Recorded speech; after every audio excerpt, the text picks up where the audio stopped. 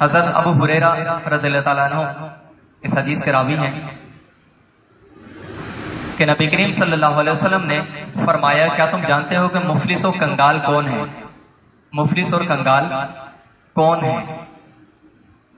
تو صحابہ کرام رضی اللہ تعالیٰ عنہ انہوں نے عرض کیا کہ ہم میں مفلس وہ ہے کہ جس کے پاس نہ درہم ہو نہ سامان ہو، اور کچھ اسی طرح کا جو کنسپٹ ہے وہ ہمارے بھی ذہنوں میں ہے کہ مفلس اور کنگال وہ شخص ہوتا ہے جس کے پاس مال و متاع بالکل نہ ہو، اور وہ عام جو لوگ ہیں ان کے مقابلے میں کم مال والا ہو، اپنا گھر بار اس کا نہ ہو، کرائے کے مکان پہ رہتا ہو، سواری اس کی اپنی نہ ہو،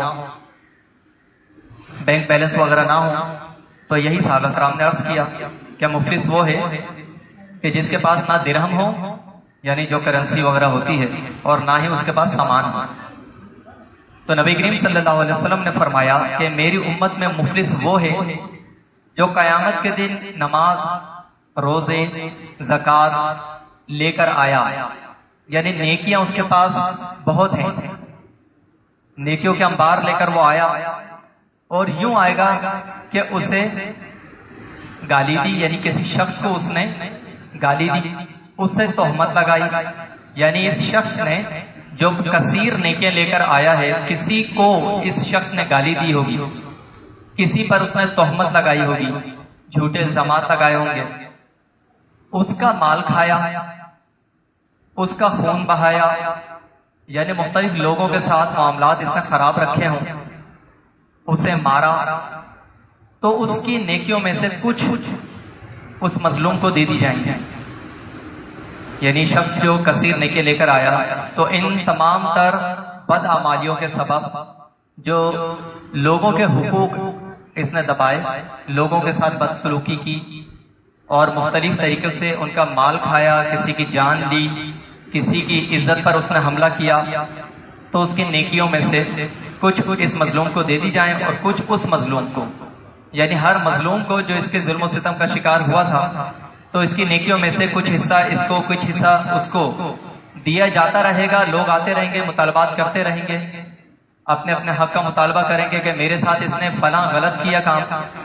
تو اس کی نیکیوں میں سے کچھ حصہ اس کو دے دیا، کچھ حصہ اس کو دے دیا، اس طرح سے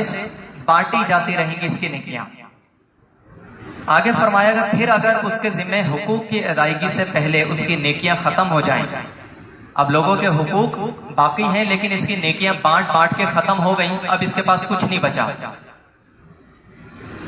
تو ان مظلوموں کی خطائیں لے کر اس ظالم پر ڈال دی جائیں کہ اب تو اس کے پاس کچھ نہیں بچا، نام اعمال خالی ہو گیا، نیکیوں سے خالی ہو گیا،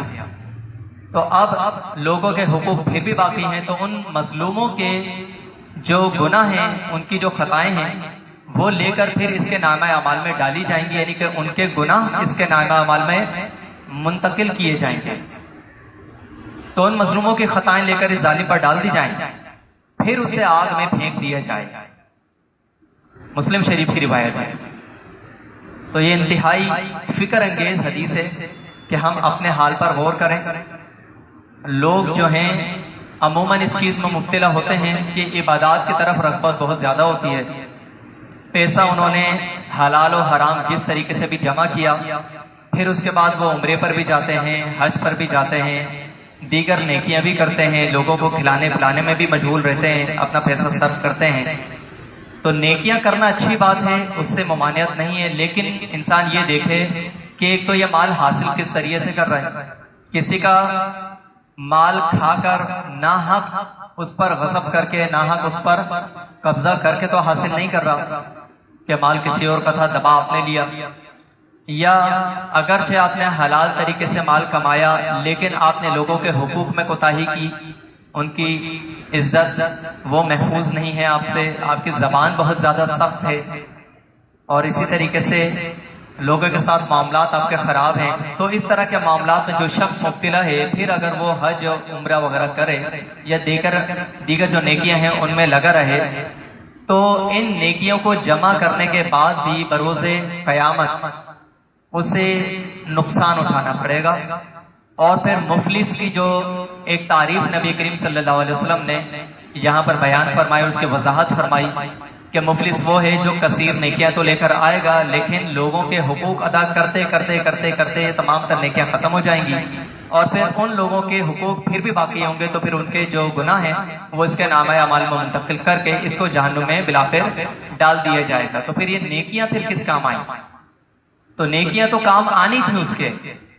جو نیکی انسان نے کی اس دنیا میں وہ کام تو آنی تھی، لیکن اس نے گناہ بہت زیادہ کر دیے۔ تو جو نیکیاں ہیں ان کی طرف رغبت رکھی جائے، ساتھ میں گناہوں سے اجتناب یہ بہت زیادہ ضروری ہے۔ تو گناہوں سے بچنے کی حتی الامکان کوشش کی جائے، ہر چھوٹے سے چھوٹے گناہ سے بھی بچنے کی کوشش کی جائے۔